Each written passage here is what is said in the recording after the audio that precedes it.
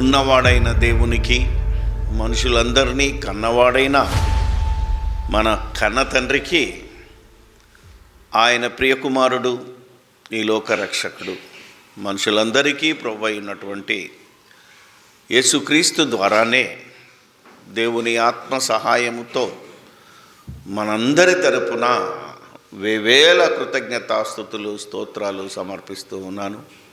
ప్రభువైన యేసుక్రీస్తు దేవుని కుమారుడని, ఆయనే మార్గము, ఆయనే సత్యము, ఆయనే జీవమని, మనుషులందరికీ నిత్య జీవం ఇవ్వటానికే ఈ భూలోకానికి వచ్చాడని నమ్మి బాప్తిసం తీసుకున్న వారికి, ఇంకా తీసుకోవాలని ఆశిస్తున్న వారందరికీ ప్రభువైన యేసుక్రీస్తు నామములోనే నా వందనాలు, శుభములు తెలియచేస్తూ ఉన్నాను. క్రీస్తునందు ప్రియమైన దేవుని పిల్లలారా, ఈరోజు మనము ధ్యానించబోయే పాఠం గ్రహించి దాని ప్రకారంగా ఉన్నామో లేదో అని చర్చించుకునే అవకాశము దేవుడు మనకిచ్చాడు కనుక ఈరోజు మనం ఆలోచించబోయే దేవుని వాగ్దానము నిత్య జీవం. నిత్య జీవము అని ఒక క్వశ్చన్ మార్కు, ఒక ఆశ్చర్యకార్యం ఉంటుంది. తెలుగు నేర్చుకుంటే వాటి విలువ తెలుస్తుంది. ఈ నిత్య జీవము అనే దేవుడిచ్చిన అతి విలువైన వాగ్దానం. ఎందుకంటే మనము ఈరోజు క్రిస్మస్ సీజన్లో ఉన్నాం, ఇంకా తర్వాత వాచ్ నైట్ వాగ్దానాల సీజన్లో వెళ్ళిపోతాము. దాని తర్వాత కొత్త సంవత్సరం అనే దయా కిరీటం పేరు మీద పండుగ చేసుకోవడానికి వెళ్ళిపోవడానికి సిద్ధంగా ఉన్నారు. గత ఈ నెలను మొత్తం చూస్తే క్రైస్తవుల యొక్క ఆలోచన, క్రైస్తవ కాపరుల యొక్క ఆలోచన ఏంటంటే క్రిస్మస్ ఎలా చేయాలి, ఎంత ఘనంగా చేయాలి, అవునా కదా, ఎలా ఎంతమందికి భోజనాలు పెట్టాలి, ఎవరిని స్పీకర్గా పిలవాలి, ఇలాంటి విషయాలలోనే కొట్టుకు చచ్చిపోయారే తప్ప క్రీస్తును ప్రకటించాలి, క్రీస్తును ఘనపరచాలి అని ఒక్కరు ఆలోచించే వలన కనబడలేదు. దాదాపు ఒక 10-15 మీటింగ్లకు వెళ్ళాను, కానీ 1-2 వేళ్ళ మీద లెక్క పెట్టవచ్చు. క్రీస్తు లేని క్రిస్మస్లు చాలా జరుగుతున్నాయి. అందుకే అసలు ఈ క్రీస్తు ఎందుకు వచ్చాడు ఈ లోకానికి, పుట్టినరోజు పండగలో ఆనందంలో ఉన్న వారికి తెలియజేసే అంశం ఏంటంటే క్రీస్తు ఈ లోకంలో పుట్టినోడు కాదు, అలాగే ఈ లోకానికి ఎందుకు వచ్చాడు అనేదే అతి ప్రాముఖ్యమైన అంశం. ఒకసారి లూకా గారు రాసిన సువార్త 19వ అధ్యాయము, బైబిల్ సొసైటీ వారి తర్జుమా యొక్క తమాషా అనాలి. ఎందుకంటే అర్థవంతంగా చాలా చోట్ల చేయలేకపోయారు.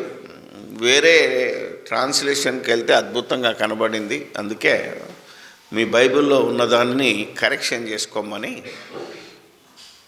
తప్పిపోయిన దానిని 19వ అధ్యాయము 10వ వచనం, ఇంతవరకు మనం కంఠతంగా పట్టింది ఏంటంటే నశించిన దానిని వెదికి రక్షించుటకు మనుష్య కుమారుడు వచ్చెనని ఉంటుంది. ఆయనే చెప్తున్నాడు, మనుష్య కుమారుడు అంటే నేను దేన్ని వెదికి రక్షించడానికి వచ్చాడు. నశించిన దాన్ని ఏమని ఎక్కడ వెతుకుతావు? ఇంకా నశించిందంటే కనబడకుండా బాయ్, కనకూడకుండా పోయిన దాన్ని వెతకడానికి ఎక్కడ ఛాన్స్ లేదు. నాకు డౌట్ వచ్చింది. నేను బైబిల్ చదువుతున్నప్పుడు ఒక సేవకుడు కూడా నాకు చూపించాడు, ఇది బ్రదర్ ఇది ఎంతవరకు వాస్తవం అని అడిగితే నేను మిగతా ట్రాన్స్లేషన్లోకి వెళ్ళాను. ఎందుకంటే బాగుంటుంది, తెలుగునే మన దగ్గరే తెలుగు బైబిల్ ఇంకా ఉన్నాయి. ఇంగ్లీష్లోకి వెళ్తే ద లాస్ట్ షిప్ అని ఉంటుంది. లాస్ట్ కాదు, లాస్ట్ అంటే LOST ఉంటుంది ఇంగ్లీష్లో. అదే ఇంకో తెలుగు బైబిల్కి వెళ్ళాను, అక్కడ ఏమన్నదంటే ఖచ్చితంగా తప్పిపోయిన దానిని వెదికి రక్షించుటకు. తప్పిపోయిందైతే వెతికితే దొరుకుతుంది, నశించింది ఆడ దొరుకుతుంది.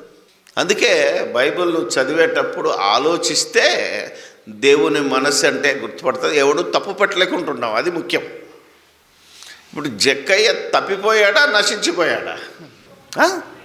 తప్పిపోయాడు. అంతకుముందు లూకాసు వార్త 15లో ఒక కుమారుడు ఉంటాడుగా, ఆస్తంతా తీసుకుపోయి, అవునా కదా, దాన్ని ఆగమాగం చేసి నీ ఇంట్లో పని మనిషిగానే వస్తానన్నప్పుడు ఏమన్నాడు, ఈ నా కుమారుడు తప్పిపోయి మరలా దొరికాను అని ఉంటుంది. 100 గొర్రెలు ఉన్నాడు, అవునా కదా, ఒకటి తప్పిపోతే ఆ 99ని పక్కన పెట్టి దేనికోసం వెళ్తాడు? తప్పిపోయిన గొర్రె కోసం. అతడు నిజమైన గొర్రెల కాపరి అంటాడు. కాబట్టి యేసుక్రీస్తు ప్రభు ఈ లోకానికి ఎందుకు వచ్చాడు చెప్పండి? తప్పిపోయిన మనలను వెదికి, ఎక్కడెక్కడున్నారు నిజంగా తప్పిపోయిన వాళ్ళు, కావలసి తప్పిపోయినోడు కాదు, మనకు తెలియకుండానే మనం తప్పిపోయాం. ఆలోచన చేస్తే యేసుక్రీస్తు ప్రభు తప్పిపోయిన వారికి ఏమి ఇవ్వాలని వచ్చాడు? దేవునితో మాట్లాడుతున్నాడు ప్రార్థనలో. ఏమని? అద్వితీయ సత్యదేవుడవైన నిన్నును నీవు పంపిన నన్ను ఎరుగుటయే నిత్య జీవము అని ఉంటుంది. అంటే దేవుడు మనుషులందరికీ నిత్య జీవం ఇవ్వడానికి యేసుక్రీస్తుని లోకానికి పంపాడు అని యేసుక్రీస్తు బోధలో, ప్రవక్తల అపోస్తుల బోధలో మనకు క్లియర్గా ఉంటుంది. దీన్ని ఎవడు పట్టించుకోవట్లేదు. రేపు వాగ్దానాలలో మళ్ళీ చెప్తాను, పాత నిబంధనలోని వాగ్దానాలే తప్ప, ఇశ్రాయేళ్ళకి ఇచ్చిన వాగ్దానాలే తప్ప, క్రైస్తవుడికి దేవుడేం వాగ్దానం ఇచ్చాడో అది తెలుసుకోలేని పరిస్థితిలో మనం ఉన్నాం. అందుకే యోహాను గారు రాసిన మొదటి పత్రిక 2వ అధ్యాయంలో పరిశుద్ధాత్ముడు ఈ లోకానికి అందరికి ఇచ్చిన వాగ్దానం కూడా మనం ఆలోచిస్తే ఇదే.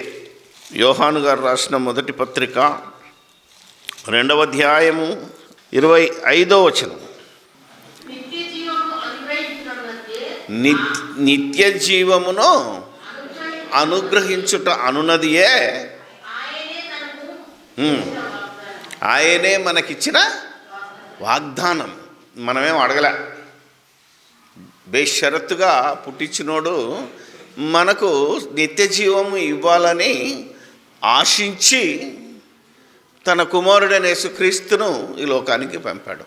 ఎన్నో ప్రసంగికులను చూశాను మొన్న ఈ మధ్యలో ఈ పదం చాలా వాడారు. అసలు నిత్య జీవము అంటే ఏంటిది? ఇది ప్రశ్న. ఎందుకంటే నిత్య జీవం అంటే ఏంటిదో తెలియజేస్తే నువ్వు యేసుక్రీస్తుని వెంబడిస్తావు. నిత్య జీవం ఇస్తాడు, నిత్య జీవం ఇస్తాడు అంతే కదా. అంతేకి నిత్య జీవం ఏంటిది, నిత్య జీవం అంటే అర్థం ఏంటిది అనేది ఈరోజు మనం తెలుసుకోవాలి. అసలు నిత్య జీవము, జీవం అంటే ఏంటిది? పోనీ జీవము అనే దానికి అర్థం తెలిసిన వాళ్ళు బైబిల్ ప్రకారంగా జీవం అంటే అర్థం, జీవం అంటే ఏంటో ముందు తెలుసుకుందాం అంతే కదా. అప్పుడు నిత్య జీవం అంటే ఏంటో మనకు అర్థం అవుతుంది. కాబట్టి యాకోబు రాసిన పత్రిక 4వ అధ్యాయము 14-15. 14 చదివితే చాలే.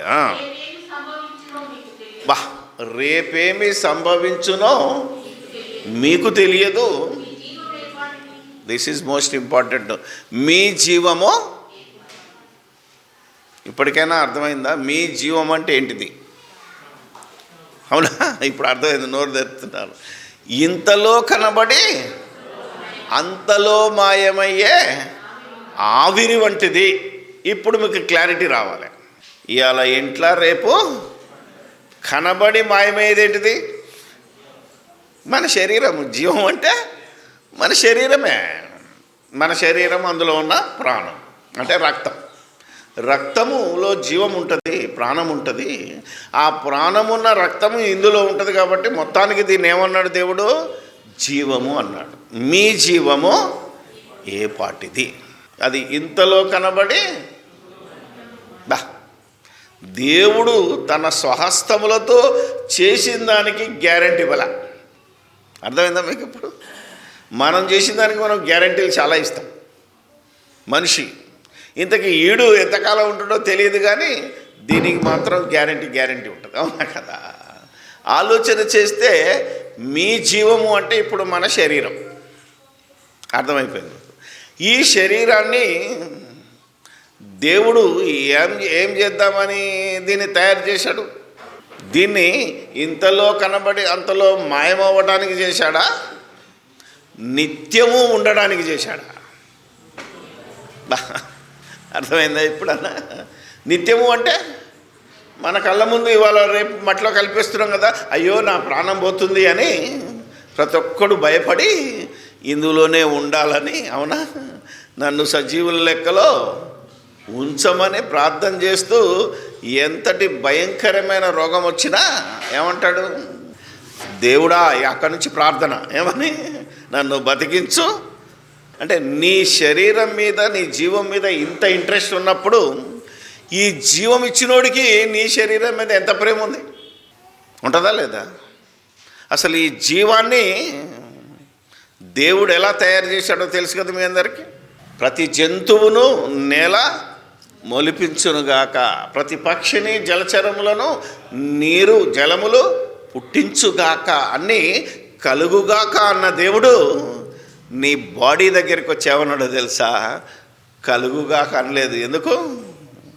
నేను కొద్ది కాలం ఉండబోయే నా ఇల్లు కనుక దీన్ని నేను జాగ్రత్తగా కడతానని ఎక్కడా లేనటువంటి దీన్ని, అవునా కదా, దేవుడైన యెహోవా నేల మంటితో నరుని జీవాన్ని నిర్మించి ఈ బొమ్మ నాసికారంధ్రములలో గుండా తనలో ఉన్న జీవాత్మను ప్రవేశపెట్టగా నరుడు జీవాత్మ, జీవించు ప్రాణి. ఇది నా జీవం యొక్క చరిత్ర. ఇప్పుడు మీ అందరికీ ఒక ప్రశ్న వేస్తాను. ఈ శరీరాన్ని ప్రేమించే వాళ్ళు ఎంతమంది ఉన్నారు? నాది, ఇది నాకే ఉండాలి, నాదే సొంతం, ఎల్లప్పుడూ దీంట్లోనే నేను ఉండాలి అనే కోరిక ఉన్న వాళ్ళు ఎంతమంది ఉన్నారు? చేతులు ఎత్తట్టు చూద్దాం. అర్థం కాలేదు ప్రశ్న. అర్థం కాలేదా? అంతే కదా. ఇదేంట్రా బాబు కొత్తగా ఉంది అంటున్నావా? ఇందులోనే నేను ఉండాలి ఎల్లకాలం అని దీన్ని ప్రేమించిన వారు అంతేనా? ఎంతమంది ఉన్నారు ఇక్కడ? చేతులు ఎత్తొచ్చు, దాన్నే ఉంది. నాకు కొంచెం అవునా అడుగుతున్నారు. ఎవడైనా శరీరాన్ని ప్రేమించేటోడు నేనైనా, నాకు లేదా? కర్రెగా ఉంది, ఎందుకు ఈ కర్రె శరీరాన్ని ఇచ్చాడు, ఎర్రగుంటే నేను ఎంత బాగుండేవని అనుకొని బాధపడ్డా? లేదు, ఇందులోనే ఉండాలి. లేదా కుంటూరులైనా గుడ్డోళ్ళైనా, అవునా, ఉండాలి, బతకాలి. ఆశ లేదా? ఏమ్మా ఆశ లేదా? చెప్పండి మీరు. ఉన్నది నీకే ఇంత ఆశ ఉంటే దీన్ని తయారు చేసిన వానికి ఇంకెంత ఆశ ఉండాలి. అందుకే తన స్వహస్తములతో చేశాడు గనక నువ్వు అడక్కముందే, అవునా కదా, మనమేం అడగలేదుగా, అడక్కముందే ఏమిచ్చాడు? రేపు ఇచ్చాడా, నువ్వెంత ప్రేమిస్తున్నావో నీకంటే ఎక్కువ నేను ప్రేమిస్తున్నాను గనుక నీకు నిత్య జీవాన్ని ఇవ్వడానికే ఇదంతా చేశాను రా బాబు అన్నాడు. అంటే ఆయన స్వరూపంలో వచ్చిన ఆత్మకు చావు లేదు కనుక దాని గురించి నెక్స్ట్ అది నిత్యత్వంలో ఎల్లప్పుడూ ఉంటుంది. ఉంటే నరకంలోనే ఉంటుంది, స్వర్గంలో ఉంటుంది, దానికి సావు లేదని తెలుసు. కానీ దీనికి సావు ఉంది కదా, దీన్ని సావనీయకుండా తిరిగి లేపి నిత్యము నా యొద్ద ఉంచుకుంటా అని దేవుడు చెప్పిందే నిత్య. ఇప్పుడు ఈ నిత్య జీవం మీకు కావాలి అంటే మీరేదైతే శరీరాన్ని చూసుకొని మురిసిపోతున్నారో, కోటి విద్యలు పెట్టి దీన్ని మేపడానికి ప్రయత్నిస్తున్నారో, ఇందులో ఉండడానికి ప్రయత్నిస్తున్నారో, దేవుడు కూడా ఉండబిడ్డాన్ని నేను కాదంటలేను. కానీ ఇందులో ఇది నిత్యము ఉండాలి అంటే కండిషన్ అప్లై. అది అసలు పాయింట్.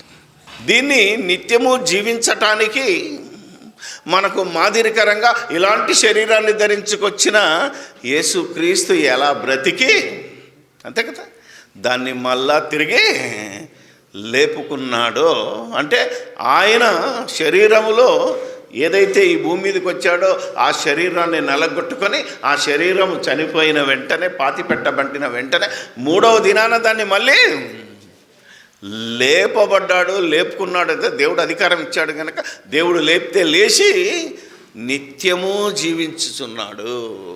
ఇలాంటి భాగ్యము, ఇలాంటి అర్హత మనకు రావడానికే యేసుక్రీస్తు ఈ లోకానికి ఏమండి వచ్చాడా, పుట్టాడా? చాలామందికి తెలియదు. ఇప్పటికీ పుట్టాడనే పండుగ చేసుకుంటున్నారు తప్ప రేపు ఇంకా మంచి సంగతులు చెప్తాను. సో ఇప్పుడు మనం ఆలోచిద్దాం. ఈ నిత్య జీవము మనకు ఎల్లప్పుడూ కావాలి అంటే దేవుడు కండిషన్ పెట్టాడు. ఇది నీదేరా బాబు, ఎల్లప్పుడూ నీవే ఉంచుకో. కాకపోతే ఇక్కడ ఆకలి దప్పులు, కోరికలు, భయంకరమైన కోరికలు, రకరకాలైన చింతనలు కలిగి ఇందులో ఉంటావు. దీన్ని వదిలేస్తే నీకు మేలన్నాడు. అవునా కదా? ఏమండి, ఒకని జన్మదినం కన్నా, ఎందుకంటే మరణిస్తే ఈ బాధలన్నీ పోతాయి. చూసిందల్లా నాకే కావాలి, అవునా కదా, అంతా నేనే పీక్కు తినాలనే బాధ పోతుంది. అంటే మేలు జరుగుతుంది. ఈ మేలు నువ్వు తిరిగి నిత్యత్వంలోనికి వెళ్ళాలి, అది మేలు. చాలామందికి సావు మేలు అంటే అర్థం తెలియకుండా పోతుంది. బైబిల్లో ప్రకటన గ్రంథంలో రాశాడు, తమ ప్రయాసములు మాని యేసుక్రీస్తునందు మృతి పొందిన వారు ధన్యులని ఉంటుంది బైబిల్లో. ప్రకటన 14వ అధ్యాయం 13వ వచనం. ఎన్ని ప్రయాసాలు? కోటి విద్యలు. కోటి మానేసి ఏం చేస్తామట? యేసుక్రీస్తును ధరించుకొని, యేసుక్రీస్తును నమ్మి, యేసుక్రీస్తునందు ఆనందిస్తూ చనిపోవడం గొప్ప ధన్యత. చావంటే భయం ఎవరికి చెప్పండి? ఇప్పుడు యేసుక్రీస్తులో లేనోడికి, అవునా కదా? యేసుక్రీస్తును నమ్మనోడికి, క్రీస్తు యేసులోనికి బాప్తిసం తీసుకోనోడికి నరకమే కదా. ఇక్కడైనా హ్యాపీగా ఉన్నాను రాయన, ఇక్కడే ఉండాలనుకుంటాడు. సావనంగానే వణికిపోతాడు. ఎందుకు? నెక్స్ట్ నువ్వు కాలాల్సిందే నరకంలో కాబట్టి. అదే క్రీస్తునందు ఉన్నోడికి గ్యారంటీ ఉంది, నిత్య జీవం అనే వాగ్దానం ఉన్నది కనుక భయపడ్డాడు. అందుకే పౌలు ఏమన్నాడు? సావైతే లాభం. ఇక్కడ ఎవరన్నా ఉన్నారా? సావైతే లాభం అంటూ ఎవరన్నా ఉన్నారా? పౌలు బతికినంతకాలం ఏమన్నాడు? ఇతరులకు సువార్త ప్రకటించి నేను ఎప్పుడు పడిపోతానో తెలియదు, ఎందుకంటే ఈ శరీరం భయంకరమైంది. ఈడున్నంతసేపే, గత వారం చెప్పాను కదా, ఈడున్నంతసేపే వేదాంతం. ఈడున్నంతసేపే వేదాంతం అంటే అబ్బా ఈ క్షణం నుండి ఇక మారిపోవాలి. గేట్ దాటితే మళ్ళీ మామూలే. అందుకని నా పరిస్థితి. కానీ ఇగో ధైర్యంగా ఉన్నవారు చావైతే లాభం అంటారు. అందుకే మొన్న కూడా చెప్పిన నేను, నీకు నిజంగా నిత్య జీవం కావాలంటే ఏం చేయాలి? నువ్వు క్రీస్తులో బ్రతికి సాబాలి. సస్తేనే కదయ్యా పరలోకం దొరికేది. భూమి మీద ఉంటే పరలోకం దొరుకుతుందా? ఈ శరీరంలో ఉంటే పరలోకం దొరుకుతుందా? ఎప్పుడు దొరుకుతుంది పరలోకం? ఈ శరీరాన్ని ఇడువాలి. అందుకనే పౌలు అంటాడు, సావైతే లాభం. నేను ఇందులో వదిలేసి యేసుక్రీస్తుని వద్ద నివసించాలంటే పరదేశంలో నిద్రపోవాలని అందరూ ఆలోచించాలి. ఇది నిత్య జీవము వెనకాల ఉన్న మిస్టరీయా, హిస్టరీయా, whatever it may be, మీరు ఆలోచించుకోవాలి. ఇది అర్థమైతే ఇంకెవడు ఈ శరీరానికి బానిస కాడు. Condition apply. ఏంటా కండిషన్? మీరు కనుక ఆలోచిస్తే 5వ అధ్యాయం మొదటి నుంచి చదువుదాం. ఏసే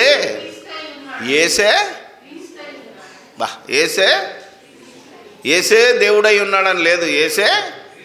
యేసు క్రీస్తు అంటే రక్షకుడే, మెస్సయ్య, రక్షకుడే. వాళ్ళు అరే మీరు ఎదురు చూస్తున్న ఈ యేసే మీరు ఎదురు చూస్తున్న మెస్సయ్యారా అని చెప్పాడు యోహాను గారు. యేసే క్రీస్తు అయి ఉన్నాడని పౌలు చెప్పాడు ప్రపంచానికి. అంటే ఆ దేవుడు దిగిరాలేదురా బాబు, యేసు తన దేవుని కుమారుణ్ణి రోజు లోకానికి పంపాడు. అదే విశ్వాసము. అది ఇప్పుడు నేను చెప్పబోయేది. జాగ్రత్తగా వినాలి. అంటే దేవుని మూలముగా పుట్టి ఉన్నాడు.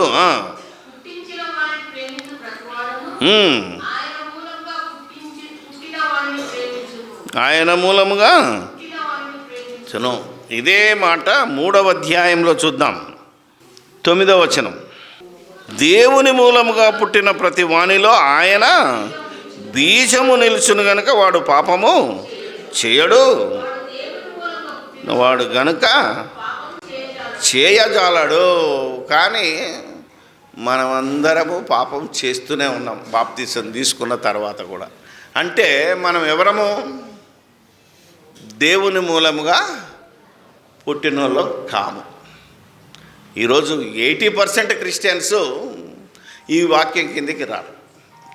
ఇప్పుడు కూడా ఎవరైనా నిజంగా దేవుని మూలముగా పుట్టాలి అంటే మరి మనమంతా ఎవరి మూలంగా పుట్టాము?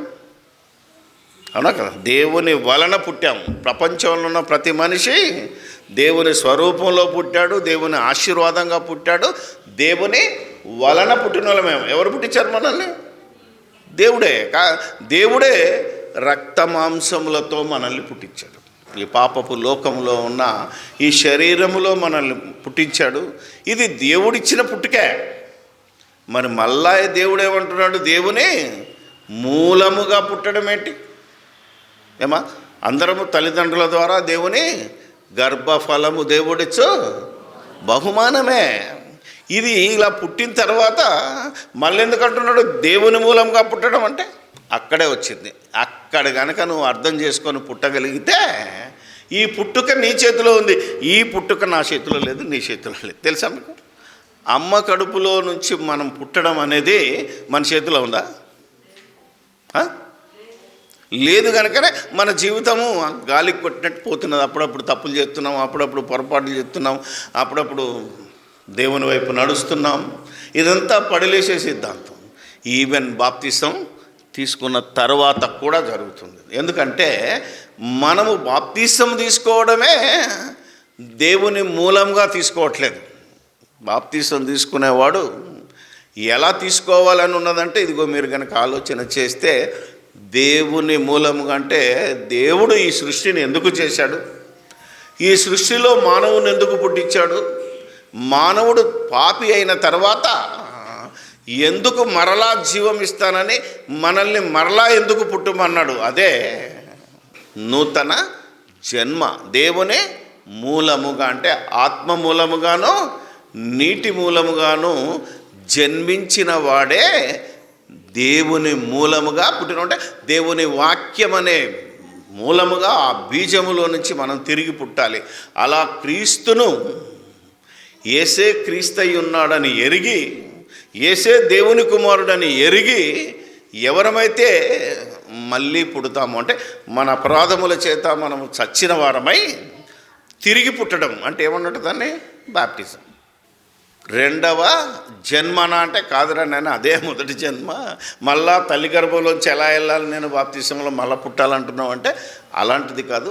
ఒక నిర్ణయం తీసుకొని దేవుని వాక్యం ఏదైతే చెప్తుందో నేనే మార్గము నేనే సత్యము జీవము అని ఆయన ద్వారా తప్ప ఇంకెవడునూ ఆ పరలోకం దేవుని దగ్గరికి పోడు అనే వాక్య మూలముగా తిరిగి పుట్టినవాడు ఏం చేస్తాడట? తన్ను తాను భద్రం చేసుకుంటాడు. మనం బాప్తిసం తీసుకున్నప్పుడు యేసు దేవుని కుమారుడని, ఆయనే మార్గము ఆయనే సత్యం, అందరూ మునుగుమన్నారు, మునుగులలో ఉన్నాం. ఏమ్మా సగానికి సగం పెళ్లి కోసమే బాప్తిసం తీసుకోవాలని ఉన్నాం. ఆనాడు మొదటి శతాబ్దంలో ఎంతమంది అయితే క్రీస్తు యేసులోనికి బాప్తిసం తీసుకున్నారో వాళ్ళంతా ఈ సత్యంలో ఉన్నారు కాబట్టి వాళ్ళ పేర్లు జీవగ్రంథంలో రాయబడి ఉన్నాయి. వాళ్ళు పరలోకానికి వారసులైపోయి పరదేశంలో నెమ్మది పొందుతున్నారు. కానీ ఈరోజు కొందరు నిత్య జీవం కోసం లేస్తున్నారు, కొందరు నిత్యము హేయులగుటకు. నిత్యము హేయులగుటకు ఏంటంటే ఈ సూచక్రియలు అద్భుతాలు చేస్తూ యేసుప్రభు దేవుడు ఆయన నమ్ముకుంటే మీకు విపరీతంగా డబ్బులు వస్తాయి అని ఆశపడి యేసుక్రీస్తులోనికి వచ్చినోడు కానీ యేసుక్రీస్తులోకి రమ్మన్నోడు కానీ నిత్యము హేయం అవ్వటానికి, అంటే నాశనానికి పోవడానికే పుడుతున్నారు. వాళ్ళు దేవుని మూలంగా పుట్టిన వాళ్ళు కాదు. ఎవరు? ఈ జీవము ఏపాటిది, ఇది ఇంతలో కనబడి అంతలో మాయమయ్యేది కనుక నేను దేవుని రాజ్యానికి వారసులను, దేవలోకానికి వెళ్ళడానికి నేను తిరిగి భూమి మీదకి వచ్చాను కనుక ఆ లోకం వెళ్ళటానికి ఈ జీవాన్ని ఖర్చు చేసి, ఈ జీవాన్ని కష్టపెట్టి, అవునా కదా, సుఖపెట్టి కాదు, మేపి కాదు, అవసరమైతే ఎండబెట్టి దీన్ని మళ్ళీ మొలకెత్తించాలి, చిగురించి నిత్య జీవానికి వారసత్వం తీసుకురావాలి. దీనికని ఆశించి నీటి మూలముగాను ఆత్మ మూలంగాను ఎవరైతే పుడతారో వాళ్ళు దేవుని మూలముగా పుట్టిన వాళ్ళు. ఈరోజు క్రైస్తవులమైన మనం ఎంతమందిమి ఇలా పుట్టాము, ఇలా మనల్ని మనం భద్రం చేసుకుంటున్నాము, ఇలా మనము సావును, లోకాన్ని జయించబోతున్నాము అనేది తెలిసి ఎంతమందిని బాప్తీసం తీసుకుంటే ఎక్కడా కనబడదు. ఎందుకు తీసుకున్నావురా బాబు అంటే ఏం చెప్తాం? ఏమండి, నాకు పాప క్షమాపణ కావాలి, నాకు పరిశుద్ధాత్మ కావాలి, నా శరీరాన్ని నిత్యజీవము తీసుకెళ్ళడానికి నేను యేసు ప్రభువుని నమ్మాను అని సాక్ష్యం ఇచ్చిన వాళ్ళు ఎంతమంది ఉన్నారమ్మా? చూసారా, ప్రతి చర్చిలో ప్రతి మీటింగ్లో సాక్ష్యాలు ఉంటాయి. ఈ సాక్ష్యం మీరు ఇవ్వాలి. ఎవరిని అడిగినా, ఎప్పుడు అడిగినా ఏం చెప్పాలి? అమ్మ మీ సాక్ష్యం చెప్పండి అంటే ఏం చెప్తావు? ఇక మొదలు పెడుతుంది, గంట మొదలు పెడుతుంది. అందులో నన్ను రోగం నుంచి కాపాడాడు, నా ఆస్తి పోతే కాపాడాడు, నా బతుకు, నా ఈ సాక్ష్యమే గంట చెప్తావు. కానీ అందులో ఒక్క నిమిషమైనా నాకు రక్షణ, పాప క్షమాపణ, నాకు నిత్య జీవము కావాలి, అందుకు నేను యేసుక్రీస్తు నందు విశ్వాసం ఉంచి తిరిగి పుట్టాను అంటే, మళ్ళీ పుట్టాను అంటే దేవుని మూలముగా పుట్టాను. ఈ దేవుని మూలముగా పుట్టడం అనేది మన చేతిలో ఉంది. దేవుని వలన పుట్టడం అనేది మన చేతిలో లేదు, మన అమ్మ నాన్న చేతిలో లేదు. అది దేవుని కోరిక, నాకు అనేక మంది పిల్లలు కావాలి, అది కోరిక ప్రకారంగా మనం పుడుతున్నాం. కానీ అందరూ పరిశుద్ధులై నిర్దోషులై తిరిగి నా కుమారుడైన యేసుక్రీస్తు ద్వారా నా ముందు నిలబడాలి అనే ఆ కోరికను మర్చిపోయాం మనం. అందుకు దేవుడు మనకు అడక్కముందే ఏమిచ్చాడంటే నిత్య జీవం అనే వాగ్దానం ఇచ్చాడు. ఈ వాగ్దానంలో మనం పాలు పొందాలి. అందుకే ఈ యొక్క పత్రికలు, యోహాను సువార్త కానీ యోహాను పత్రికలు చూస్తే అంతా నిత్య జీవం. ఎందుకు వచ్చాడు యేసుప్రభు అంటే, యోహాను సువార్త 3:16 కంఠత వాక్యం కదా. చెప్పండి అందరూ ఒకసారి, బైబిల్ చూడకుండా చెప్పండి. ఎంతో ప్రేమించాను, తన అద్వితీయ కుమారుని కుమారునిగా పుట్టిన వాని యందు విశ్వాసముంచు ప్రతివాడు నశింపక అన్నాడు. నశించేదాకా చూడలేదు మనల్ని, తప్పిపోగానే ఇమీడియట్గా యేసుక్రీస్తును అంటాడు. నశిస్తే కాదు. ఇంకా ఎవడంటే యేసుక్రీస్తును నమ్మనోడు, యేసుక్రీస్తును శరీరాశల కోసం నమ్మినోడు నశించిన జాతి, ఆన్నెతికి రక్షించడానికి రాలేదు. ఆ రోజు యేసు ప్రభు ఈ మాట పలికినప్పుడు ఎంతోమంది శాస్త్రులు ఉన్నారు, పరిసయ్యులు ఉన్నారు. అవునా? ఆ మార్గంలో ఎందుకు వెళ్తున్నాడు? ఒకడు ఉన్నాడు, తప్పిపోయిన కుమారుడు, అతన్ని పట్టుకోవడానికి నేను వచ్చాను అన్నాడు. అంతమందిలో ఎవరిని పేరు పెట్టి పిలిచాడు? జక్కయ్య కిందికి రా, నేడు నీ ఇంట నేను ఉండవలసి ఉంది. నేను వస్తే నీ ఇంటికి ఏమొస్తుంది? రక్షణ వస్తుంది. నీ ఇంట్లోంచి ఏం వెళ్ళిపోతుంది? దరిద్రం వెళ్ళిపోద్ది. ఏ దరిద్రం? డబ్బు. నేను జగ్గయ్యపేటకి వెళ్తే మరి మంచి వాక్యం చెప్పాను, రికార్డ్ అయింది. ఏం బాబు ఎవరు పాస్టర్లు ఎందుకు రాలేదని అడిగాను. ఆయన ఏమన్నాడు తెలుసా? పాస్టర్లు రావాలి అంటే మినిమం 500 ఇవ్వాలట. అక్కడ 2 నుంచి 500 మీటింగ్ రావాలంటే. ఆలోచన చేయగలిగితే the money makes so many things అంటున్నాడు. డబ్బుంటే కొండ మీదే, దేవుడుంటే కొండ మీదగా దాని బాబును దించొచ్చు అన్నాడు. ఎవడు కనపడతలేడు. చేతిలో వాక్యం ఉంటే, అర్థమైందా, నేను ఏదైనా చెయ్యగలను అన్నవాడే దేవుని మూలముగా పుట్టినవాడు. అలా పుట్టినోడు తన్ను భద్రం చేసుకుంటాడట. సైతాను వాని మీద అటాక్ చేసే అవకాశమే లేదు. అందుకే యేసుక్రీస్తును మీ హృదయంలో ప్రతిష్ఠించుకోమన్నాడు. ఇంట్లో కాదు, గోడలకు కాదు. వాక్యం గోడలకు రాసి వెళ్ళిపోవడం కాదు. ఇదేదో జ్ఞాపకం చేయడానికి రాశానే తప్ప కనీసం ఇక్కడ కూర్చున్నప్పుడన్నా ఆలోచిస్తావేమో అని. అంతే తప్ప మనం హృదయం మీద రాసుకోవాలి. రాసుకున్నాగానే కాదు, దాని ప్రకారంగా జీవించాలి. అందుకే దేవుని మూలముగా పుట్టినవాడు తన్ను భద్రము చేసుకొనును. ఇక కిందికి వస్తే అందరినీ ప్రేమిస్తున్నామని చెప్పి 10వ వచనం 5:10 దేవుని కుమారు యందు విశ్వసించువాడు ఈ సాక్ష్యము కలిగి ఉన్నాడు. ఏంటా సాక్ష్యము? ఆత్మ, పరిశుద్ధాత్మ, నీళ్ళు, రక్తం అంటే దేహము, దేవుడు.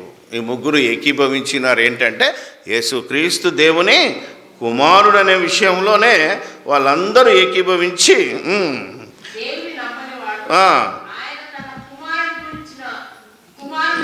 ఇచ్చిన సాక్ష్యమును నమ్మలేదు కనుక ఇదొక మంచి ఆలోచన. నిన్న నేను అక్కడ ఉన్న పాస్టర్ని అడిగా, ఏం బాబు ఎందుకు మరి ఇంతమంది రాలేదంటే, ఫస్ట్ ఏమో డబ్బులు ఇవ్వాలన్నాడు. సెకండ్ ఏంటిది? జాన్ను పిలుస్తున్నారా? ఆయన దేవుడు కాదంటాడే, ఆయన ఎందుకు పిలుస్తున్నారు? మేము రాము, సంఘంలో ఎవడో ఆ మీటింగ్కి వెళ్ళొద్దని డిక్లేర్ చేశారట. ప్రతి ఒక్కడు దేవుడు కాదంటున్నాడు అనే బదనాం చేస్తున్నారే తప్ప అతడు ఏం చెప్తున్నాడు, ఇంతకు నేనేం చెప్తున్నా అది చెప్పాలి కదా. మరి ఇది కాదంటున్నాడంటే ఏది అవునంటున్నాడు? ఒక్కడు కూడా చెప్పట్లేదు. ఎందుకంటే నాశనానికి పోవడానికి సిద్ధంగా ఉన్నారు. జాన్ అనేవాడు దేవుడు కాదంటున్నాడు. ఆయన ఏమంటున్నాడు అంటే దేవుని కుమారుడు అని చెప్తున్నాడు. ఇది తప్ప. రెండో మాట చెప్పట్లేదు. అంతా ఇదే బదనాం చేయడానికి ఉన్నాడంటే నిత్య జీవానికి వారసులుగా చేయడానికి మాట్లాడతలేరు. మనిషిని చూడండి, ఆడిన తప్పుబోధ చేస్తున్నాడు. దేవుని కుమారుడని నమ్మిన వాడికే ఏమున్నది? ఇక్కడ నిత్య జీవం ఉంటుంది. యేసుక్రీస్తు దేవుని కుమారుడని ప్రకటించేవాడు ధన్యుడు. ఆడు దేవుని మూలముగా పుట్టినవాడు. ఎక్కడికి వెళ్ళు ముందుగానే మన గురించి వెళ్ళిపోతుంది న్యూస్. ఏం తప్పు చెప్తున్నాడు, ఆఫ్ చెప్తున్నాడు, అర్ధసత్యం అంటారు దాన్ని. ఎస్, దేవుడు కుమారుడు యేసు ప్రభు. సో ఇలాంటి వాళ్ళు ఏమన్నారంటే ఆ సాక్ష్యం ఏదనగా దేవుని నమ్మని వాడంటే, ఇప్పుడు దేవుని నిజంగా నమ్మని వాళ్ళే 80% ఉన్నారు క్రిస్టియన్స్లోనే. బయట వాళ్ళకు వదిలేద్దాం. 80% క్రైస్తవులకు దేవుడు ఎవరో తెలియదు, దేవుని కుమారుడు ఎవరో తెలియదు, కలిపి కొట్టేసుకుంటున్నారు. కాబట్టే ఇది చాలా జాగ్రత్తగా దేవునిగా దేవుని కుమారునిగా ఎరిగి బాప్తిసం తీసుకున్న వాడే దేవుని కుమారుడు. అతడే నిత్య జీవానికి వారసుడు. మరొక మాట చెప్తున్నాను, మనం బ్రతికుండంగా మనం కుంటోళ్ళమే కావచ్చు, గుడ్డోళ్ళమే కావచ్చు, కాలు చేతులు లేనోళ్ళమే కావచ్చు, కలర్ చేంజే కావచ్చు, కానీ చనిపోయి తిరిగి లేచే శరీరానికి ఇవే ఉండవు. ఎలా ఉంటామంట?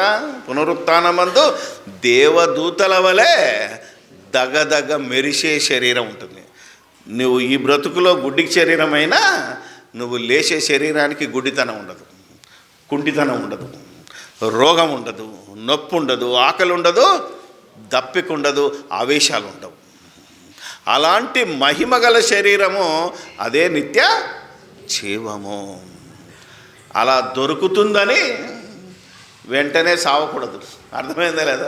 దాన్ని ఆత్మహత్య అన్నారనుకో, నీకు ఏది దొరకదు. ఇక నిత్యము కాలుతుండాలి దేవుని పిలుపు వచ్చేంత వరకు.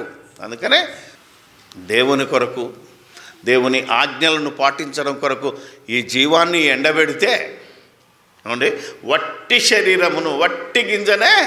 ఒకసారి చెప్పాను, వట్టి అంటే ఎండింది, మేపింది కాదు, బలిసింది కాదు. ఎందుకంటే పచ్చిగా ఉంటుంది కదా, బాగుంటుంది. వడ్ల గింజ ఎండితే ఎలా ఉంటుంది? సన్నగైపోదు. అలా ఎంత ఎండితే అంతగా మొలుస్తుంది. కాబట్టి దీన్ని ఎండబెట్టినోడే, అవునా కదా, ఆలోచన చేయాలండి, లేకపోతే కష్టం. సో ఇంత వివరంగా మీకు నిత్య జీవం గురించి ఎందుకు చెప్తున్నా, ఇది అర్థమైతే నువ్వు పక్కకి వెళ్ళే ప్రసక్తే లేదు. ఇంత విని కూడా పక్కకి వెళ్ళాడంటే కానీ ఎవడు కాపాడలేడు. అంతే కదమ్మా, దేవుడు కూడా కాపాడలేడు. ఎందుకంటే నిన్ను కాపాడడానికే ఈ వాక్యం ఇచ్చాడు, నీకు నిత్య జీవం ఉండడానికే ఇది రాసి పెట్టాడు. అవునా కాదు? ఇది కూడా కాదంటే మన సొంత భాష ఏం చెప్పట్లేదు కదా నేను. ఇందులో 2000 సంవత్సరాల క్రితం రాయబడింది. ఈ భూమి పుట్టక ముందే దేవుని ఆలోచనలో ఉన్న ఈ వాక్యాన్ని చెప్తున్నాను. దేవుడే అర్థం కాలేదు అని ఎందుకన్నాను అంటే, క్రైస్తవులకి మా దేవుడు మంచోడు, మా దేవుడు గొప్పోడు, మీ దేవుడు దొంగోడు అంటున్నాడు క్రైస్తవుడు. లేకపోతే అవతలాడు వాడు కర్రొచ్చుకొని కొడతాడమని మన దగ్గరికి వచ్చాడు. బిడ్డ, నువ్వు మమ్మల్ని తిడతావా? మా దగ్గరుండి మా చుట్టుపక్కల మా దేవుని తిడతావా అని కర్రొచ్చుకొని వచ్చేస్తున్నాడు. మీ దేవుడు కాదు, మా దేవుడు కాదురా, దేవుడు ఒక్కడే ఊపర్వాలా. ఆ దేవుడు గొప్పోడు, ఆ దేవుని మూలంగా పుట్టినోడు గొప్పోడు. ఇది మనం నేర్చుకోవాల్సిన. ఆ దేవుని మూలముగా అంటే నమ్మి బాప్తిసం పొంది, అంతే కదా, నా వాడేమవుతాడు? రక్షింపబడును అని ఉంటుంది. బడును అంటే బాప్తిసం తీసుకోగానే ఇక నాకు రక్షణ వచ్చింది, ఇక నేను అయిపోయాను అనుకోకు. తెల్లారి ఇంకో మాట ఉంటుంది, ఏమని? ప్రార్థన చేయువాడు, దివారాత్రులు ప్రార్థన చేయువాడు, ప్రభువు నామాన్ని బట్టి ప్రార్థన చేయువాడెవడో వాడే రక్షింపబడును. అక్కడ కూడా బడును ఉంటుంది, బడ్డాడు అని ఉండదు. ఈరోజు కొన్ని చర్చస్ ఏమంటాడు, నువ్వు రక్షింపబడ్డావంటే నేను రక్షింపబడ్డాను అంటాడు. నోటు తెరిస్తే పచ్చబద్ధం. రక్షింపబడ్డోడు మాట్లాడే అవకాశం కూడా ఉండదు, తెలుసా మీరు? నేను రక్షింపబడ్డాను అన్నోడు భూమి మీద ఉండడు, ఇక అది మీకు తెలియదు. నేను రక్షణలో ఉన్నాను, రక్షణలో నడుస్తున్నవాడు భూమి మీద ఉంటాడు. ఎప్పుడు చెప్పాలి? అంతము వరకు సహించిన వాడెవడో వాడే బడును. అప్పటికి కూడా ఎప్పటి వరకు? కన్ను మూసేంత వరకు ఈ రక్షణలో నిత్య జీవము కావాలని భయభక్తితో బ్రతికిన వాడు అంతము అన్నాడు. అంతమంటే నీ ప్రాణం, నీ జీవము, నీవు ఈ శరీరంలోనికి వెళ్ళే మరుక్షణం వరకు నువ్వు క్రీస్తునందు విశ్వాసం ఉంచాలి, క్రీస్తులో బ్రతకాలి, క్రీస్తును ధరించుకోవాలి, ఎల్లప్పుడూ ప్రభువునందు ఆనందించాలి. ఆఖరి మూమెంట్లోకి వెళ్ళినా కూడా ఏమనిపిస్తుంది నీకు? ఆఖరి క్షణంలో కూడా ప్రభువా నీ దగ్గరికి నేను వస్తాను, నీకు ఇష్టమైతే బతికించు, లేకపోతే ఐ యామ్ రెడీ అన్నోళ్ళు ఎంతమంది ఉంటారు? అందుకే అంతము వరకు సహించిన వాడెవడో అంటే కన్ను మూస్తే తెలుస్తుంది. కన్ను మూసేదాకా దేవానికి స్తోత్రం, నీ దగ్గరికి వస్తున్నా, నా ఇల్లు ఏమైపోయినా పర్లేదు, నా పిల్లలు ఏమైనా పర్లేదు, నా భార్య ఏమైనా పర్లేదు. న్యాయమేనా? మనకు అన్యాయం అనిపిస్తుంది. న్యాయం ఎందుకంటే నువ్వు పోయినా కూడా నీ భార్య బతుకుతుంది హ్యాపీగా. ఇలాంటి ఆశలతో ఆఖరి క్షణంలో మనం కొట్టుమిట్టాడుతాం. కాబట్టి దేవుడు ఒక మాట చెప్పాడు, నీకు నిత్య జీవం కావాలంటే అంతము వరకు సహించు, ఈ బాధలు, ఈ శోధనలు అన్నిటిని భరించి నా మీద నమ్మకం ఉంచుకో, నా కుమారుని యందు విశ్వాసం ఉంచు, నన్ను నమ్మో, నీకు పరలోకం ఇస్తాను. ఆడు దేవుని మూలముగా పుట్టినవాడు. అప్పుడే చెప్తున్నాడు, అది మోస్ట్ ఇంపార్టెంట్ థింగ్. అందుకనే కన్ను మూసిన వెంటనే ఎవరు రావాలి నీ దగ్గరికి? రండే లాజర్ గారు, మీ జీవిత కాలంలో మీరు కష్టాలు అనిపించారు, రండే మనం నెమ్మది పొందాలని తీసుకురావడానికి దేవదూతలు వస్తే, అంతే కదా. అలా వస్తారో లేదో నమ్మకం లేక నేను కూడా చెప్పట్లేదు కదా. ఒక పౌలు ఒక్కడే చెప్పాడు, ఏమనంటే నా కొరకు జీవకిరీటం ఉన్నది, నేను పోతున్నాను, నేను మంచి పోరాటము, అది ఆయన ఒక్కడే చెప్పగలిగాడు. ఏమ్మా, ఇప్పుడు మన అయ్య సమాధి మీద, అవునా, ఆడు తాగి తందనాలాడి కళ్ళు కంపొడతాడు, చచ్చిపోయినా మంచి పోరాటము. ఎక్కడ పోరాడాడు? ఆస్తుల దగ్గర, అంతస్తుల దగ్గర, అవునా కదా. వీడికి శవం మీద, సమాధి మీద రాస్తావా? ఎవడు చెప్పండి నీకు? బ్రతికున్నప్పుడు చెప్పాలి, నేను మంచి, అటివాడికే నిత్య జీవం. అది పౌలు పొందాడు కనుకనే ఆయన సాక్ష్యం ఇస్తున్నాడు, నాకొక జీవకిరీటం ఉంచు. అలాంటి నమ్మకం ఉన్నోడు ఖచ్చితంగా నిత్య జీవానికి వారసుడు. ఇంత సత్యము దేవుడు మనకు బోధిస్తున్నప్పుడు దీనికి సాక్ష్యాలు ఉన్నాయి కదా, ఉన్నాయా లేదా? ఎంతమంది సాక్ష్యాలు ఉన్నాయి? హెబ్రీ పత్రిక 11వ అధ్యాయం చదివితే అంత గొప్ప సాక్షి సమూహము మన ముందున్నది. ఇంకేం కావాలి నీకు? ఏ సాక్ష్యము లేకుండా నమ్మాడు అబ్రహాం, అవునా? నిరీక్షణ లేకుండా నమ్మాడు, ఆయన విశ్వాసులకు తండ్రి అయ్యాడు. అలా మనకు లాభం లేకుండా ఎంతమందిని నమ్ముతున్నాం? నువ్వు ఆశించింది దొరికితే నమ్ముతున్నావు అంటే నిరీక్షణ లేదు నీకు. నిరీక్షణ అయిపోయింది. మన నిరీక్షణ ఏంటి? ఈ దీన శరీరాన్ని మహిమ గల శరీరముగా మారుస్తాడు అనేది మన నిరీక్షణ. అది నిత్య జీవానికి అర్హత. ఇలా దేవుడు మనకు వాగ్దానము చేసింది ఎంత గొప్పదో, దానికి పెట్టిన కండిషన్ కూడా ఎంత చిన్నది. ఏం నమ్ముతున్నావు? నేను యేసుక్రీస్తుని నమ్ముతున్నాను, దేవుని కుమారుడిని నమ్ముతున్నాను, యేసుక్రీస్తును ధరించుకున్నాను, యేసుక్రీస్తులాగా బ్రతుకుతాను. ఎప్పుడు బ్రతుకుతావు? ఇదిగో నిత్య జీవం కావాలని నువ్వు బాప్తిసం పొందుతావో, పాప క్షమాపణ కావాలని అడిగి బాప్తిసం తీసుకుంటావో, అప్పుడు నీకు అన్నీ వచ్చేస్తాయి, నీకు అన్నీ అనుగ్రహించబడతాయి. ఇది అర్థం కాని వాళ్ళు బాప్తిసం అంటే భయపడుతున్నారు, అవునా కదా? ప్రకటనకు భయపడుతున్నారు, అన్నిటికీ భయపడుతున్నారు. కాబట్టి వేటికి భయపడకుండా దేవుడిచ్చిన ఈ గొప్ప వాగ్దానము అదే నిత్య జీవము. అందుకని 11వ వచనం 5:11 మొదటి యోహాను, ఆ సాక్ష్యం ఏదనగా జీవమును దయచేసెను, జీవము ఆయన కుమారుని యందు ఉంది. ఇప్పుడు ఇది యోహాన్ చెప్తున్నాడు. ఎందుకు చెప్పాడు ఈయన? యేసుప్రభు చెప్పాడు ఏమని?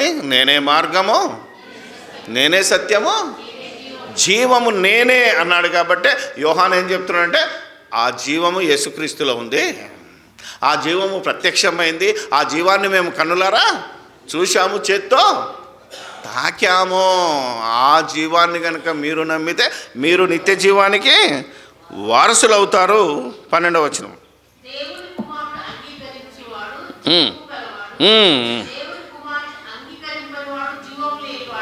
బా 13, దేవుని కుమారుని నామమందు విశ్వాసముంచు మీరు నిత్య జీవము గలవారని తెలుసుకున్నట్లు మేము ఈ సంగతులను. ఎందుకు రాశాడు బైబిలు? ఎందుకు యోహాను గారు పత్రిక ఎందుకు రాశాడు అంటే మీకు నిత్య జీవం కావాలని, మీకు దేవుడిచ్చిన బేషరతుగా ఇచ్చిన వాగ్దానము. ఈ వాగ్దానాన్ని మీరు నమ్మండి. నమ్మితే కండిషన్ ఏంటిది? మీరు క్రీస్తు యేసులోనికి బాప్తిస్వము పొందాలా. ఎలాగా? యేసుక్రీస్తు మరణించినట్టు మన శరీరాన్ని మరణింపచేయాలి, యేసుక్రీస్తు లేపబడినట్టు మన శరీరాన్ని లేపాలి. యేసుక్రీస్తు అయితే మట్టిలో పాతి పెట్టబడి నిజంగానే చనిపోయి శరీరం పాతి పెట్టబడి తిరిగి 3వ దినాన లేపబడింది. మరి నువ్వు శరీరంలో ఉన్నావు కనుక మట్టిలో కప్పెడితే లేపే అవకాశం లేదు, లేచే అవకాశం లేదు కనుక దేవుడు నీటి మూలముగా నీకు అవకాశం ఇచ్చాడంటే నీటిలో సమాధి చేయాలి, నీటిలోంచి లేపబడాలి. దానికి కండిషన్ ఏంటంటే నిత్య జీవం కావాలి అని ఎవరైతే నమ్ముతారో వారికి గ్యారంటీగా నిత్య జీవం ఉన్నదని తెలుసుకొని దేవుని కుమారుని యందు ఆలోచన చేయాలి. ఎందుకంటే దేవుడు తయారు చేసింది ఇది, మాట ద్వారా శరీరం కలగలేదు. దేవుడు ఏరుకోరి ఏమన్నారు దీన్ని?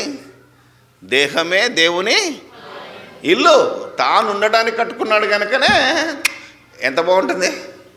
ఒక్కసారి మనల్ని మనం చూసుకుంటే చాలు, ఎంతైనా అబ్బా ఎంత బాగున్నాను నేను అనుకోని వాడైతే లేడు. కుంటోళ్ళైనా గుడ్డోళ్ళైనా నేనే బడి. అది ఎందుకు ఇచ్చాడు? ఆయన ఉండడానికి సొంతంగా కట్టుకున్నాడు. ఇప్పుడు నువ్వు సొంతంగా కట్టుకున్న ఇంట్లో నీకు హ్యాపీగా ఉంటుందా? ఎవడో పుక్కడికి ఇచ్చిన ఆ ఇంట్లో హ్యాపీ ఉంటుందా? చెప్పండి. ఇప్పుడు సొంతంగా సంపాదించి కట్టుకున్న గుడిసెలో కూడా హ్యాపీగా నిద్రపోతాం మనం, అంతేనా కాదా? అలాగే దేవుడు ఎవడో కట్టింది కాదు, ఇది ఆయనే కట్టుకున్నాడు. ఎందుకంటే ఇందులోకి రావడానికి కొంతకాలము జీవించి మరలా తిరిగి వెళ్ళేటప్పుడు ఈ బిచారాన్ని సర్దుకుపోవాలి, అంతేగాని మనం వదిలేసేస్తామా? ఓ సాప తీసుకొని పోయినాం అనుకో, ఏదైనా అడవిలో కూర్చోడానికి సాప వదిలేసి వస్తాడు ఎవడన్నా? ఏమ్మా మళ్ళీ చుట్టుకుంటాం కదా, బ్యాగ్ మొత్తం చుట్టుకుంటాం కదా. అలాగే దీన్ని కూడా తీసుకోవడానికే దేవుడు దీన్ని స్వహస్తములతో, అందుకనే ఆదికాండము 2వ అధ్యాయంలో ఏముంటుంది? దేవుడైన యెహోవా నేల మంటితో ఈ దేహాన్ని తయారు చేసినాడు దేవుడు, మాట కాదు. దీన్ని మాత్రం నువ్వు ఏం చేయడానికి నీకు హక్కు లేదు. ఎందుకంటే దీన్ని దేవుడు మనకు 60-70 సంవత్సరాలకు ఉండడానికి అద్దెకిచ్చాడు. ఏమిచ్చాడు? అద్దె. కిరాయి కడతలేమా మనం? ఏమా దీని కిరాయి ఏమో తెలుసా మీకు? పొద్దున్న లేస్తే కాఫీ, నెక్స్ట్ టిఫిను, మధ్యాహ్నం భోజనం స్పెషల్, లేకపోతే ఊకోదుగా 4 గంటలకు ఛాయ్, అవునా, 8 గంటలకు మళ్ళీ నింపు. ఇదంతా ఏందనుకుంటున్నావు? అద్దె. ఒక్కరోజు కట్టకపోతే ఊకుంటాడు ఓనరు. మంట స్టార్ట్, గంట లేట్ అయితేనే మంట స్టార్ట్. ఇదంతా ఏమనుకుంటున్నావు? అద్దె. మనం సంపాదించే దీనికి అద్దె, దీంట్లో ఉండడానికి కాదు. ఎక్కడున్నావో ఆలోచించుకొని ఎంతవరకు మేపాలో అంతవరకే మేపి దీన్ని అద్దంలా చూసుకొని ప్రేమగా చూసుకొని, ఇక్కడ చూసుకోవడం కాదు, ఇక్కడే చూసుకుంటే మాత్రం ఇక్కడికే పోతావు. అక్కడికి వెళ్ళటానికి ఎంతగా ప్రేమిస్తావు. అంతగా నిన్ను వలే అవతలోడు బతకాలి, నువ్వు కూడా బ్రతకాలి. ఇది క్రీస్తు బోధ, ఇది మత బోధ కాదు. ఇదేదో క్రైస్తవ మత బోధ కాదు, ఇది దేవుని బోధ. ఈ బోధ ప్రకారంగా నిత్య జీవం కావాలన్న వాళ్ళే క్రీస్తుని వద్దకు రావాలి, సంఘానికి రావాలి అనేది దేవుడిచ్చిన ఆజ్ఞ. ఒక దేవుని సేవకుడిగా నేను చేసే ప్రార్థన, రిక్వెస్ట్. ప్రార్థన చేసుకున్నాం.